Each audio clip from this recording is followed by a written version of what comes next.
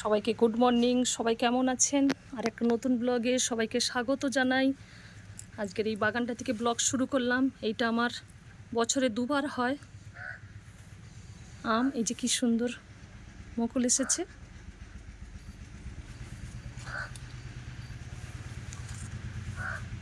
অনেকগুলো কুড়ি হয়েছে জবা গাছগুলোতে, পরপর সব জবা ফুল ফুটবে।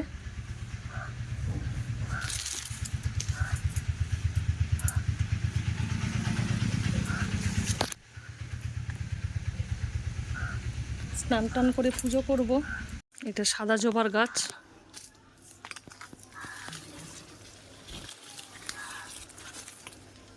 কি সুন্দর, একদম ধপধপে সাদা। এইটা আমার গন্ধরাজ লেবুর গাছ। ওই দিকেও আছে দু তিনটে গাছ। এই যে লেবু হয়েছে, প্রচুর লেবু হয়েছে গাছটাতে। এইটা আতা গাছ। এই যে এই পাশেও দুটো তিনটে লেবু গাছ আছে পরপর। এটা সিঙ্গাপুরি কলা গাছ, রেখেছে কিন্তু লেবু একদম হলুদ হয়ে গেছে।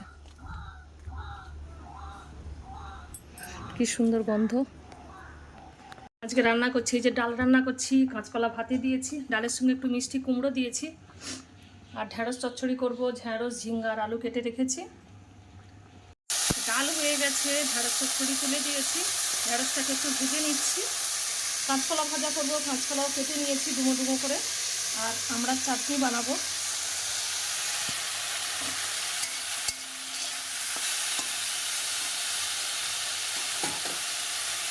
এই তো আমরা ডিপির কাজে যাচ্ছি টোটোতে করে। কি সুন্দর লাগছে। হ্যাঁ,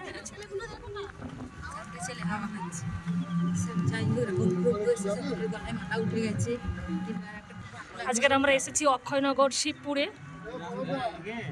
তো টোটোতে করে যাচ্ছি। ঢালাই রাস্তা,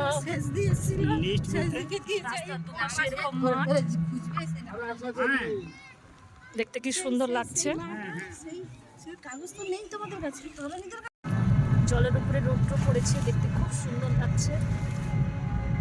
কয়েকদিন আগে বৃষ্টি হয়েছিল, তাই জল দাঁড়িয়ে গেছে মাঠে। গেটটা খুব সুন্দর করে সাজানো, দুপাশেই গাছ, এত সুন্দর লাগছে। এই দাদার বাড়িতে যাচ্ছি আমরা আজকের আমরা এই দাদার বাড়িতে ডিপির কাজে এসেছি। কি সুন্দর বেগুনি কালারের একটা ফুল ফুটেছে। সুন্দর কামিনী ফুলের গাছ, কামিনী ফুলগুলো ফুটেছে কি সুন্দর, কি সুন্দর গন্ধও বেরিয়েছে। দেখতে কি সুন্দর লাগছে। মায়ের বাড়িতে প্রচুর গাছ। এটা টগর ফুলের গাছ, এটা কামিনী ফুলের গাছ। এপাশেও দেখতে পাচ্ছি এই যে রঙ্গন গাছ।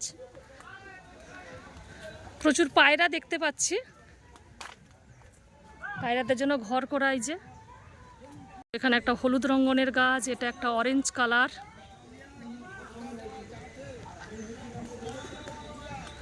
কি সুন্দর লাগছে, বেশ পরিষ্কার পরিচ্ছন্ন কিন্তু মায়ের বাড়ি। একটা গাছ, কি বিশাল বড় বড় পাতা, দেখতেও কি সুন্দর লাগছে, কিন্তু খুব সুন্দর লাগছে দেখতে। পুকুরে মাছ খেলা করছে। পুকুরের চারধারেই ফুল গাছ। দূর থেকে দেখতে পাচ্ছি ওই যে ওখানে একটা রেড কালারের রঙ্গন জবা গাছ, দু তিন রকমের জবা ফুলের গাছ। নাম কীর্তনে যাই, হারমোনিয়াম মাস্টার আমি এইমাত্র। কিন্তু বর্তমানে আমি মিথ্যে কথা বলবো না গুরুর নামে। আমি কিন্তু এখন অনুকূল ঠাকুরের কোনো নাম তাহলেই না। আচ্ছা, এবারে তারপরে এই সামনে অনুকূল ঠাকুরের দীক্ষিত আছে কয়েকজন, ওই বড় পুকুরের পাশে সুখদেব করণ ওনারা নিয়ে আমাকে বললো যে আমাদের কাকদ্বীপ বাজারে বা বহু জায়গায় আমাদের যখন হয় অধিবেশন হয়, আপনি আপাতত ফোন করলে আধা ঘন্টা হলে যাবেন। তো আপনার এই গুরু বন্দনাগুলো খুবই ভালো লাগলো। তা এই বলে গেছে এই ব্যাপার। তখন বর্তমানে আমি মিথ্যা বলছি না। তো আমি এখন আমি মন্টুপুর কাইদের বাড়িতে নিয়েছিলাম সুরি সুরে।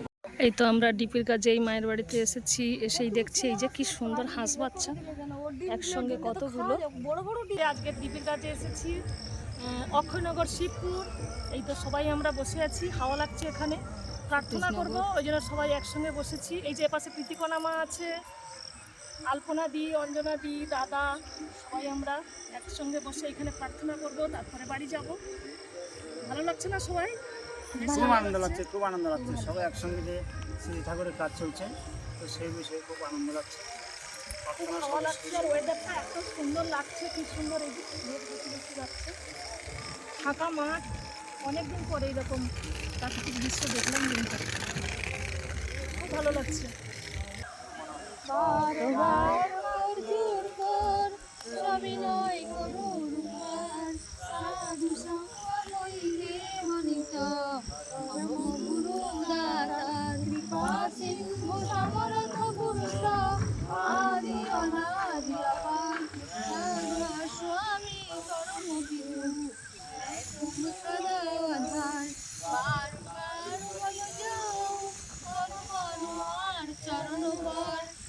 এই তো মন্দিরে এসে পৌঁছালাম।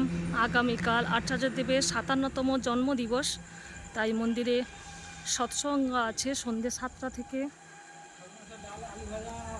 কালকে বাচ্চারা সব কীর্তন, গান, ইষ্ট প্রসঙ্গ সব করবে। এই যে রিহার্সাল হচ্ছে এখানে।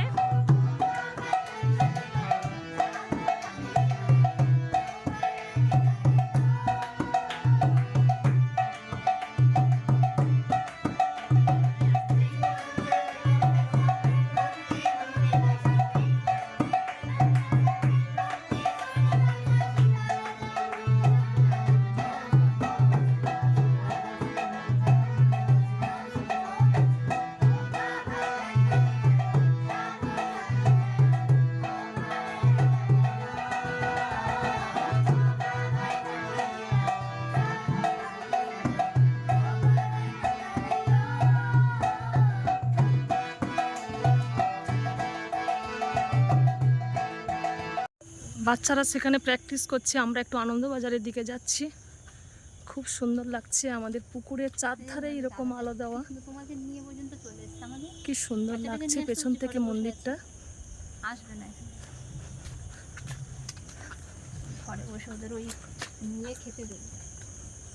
খুব সুন্দর লাগছে। জয় গুরু। এই তো আমরা সবাই বাড়ি যাব, সবাইকে জয় গুরু।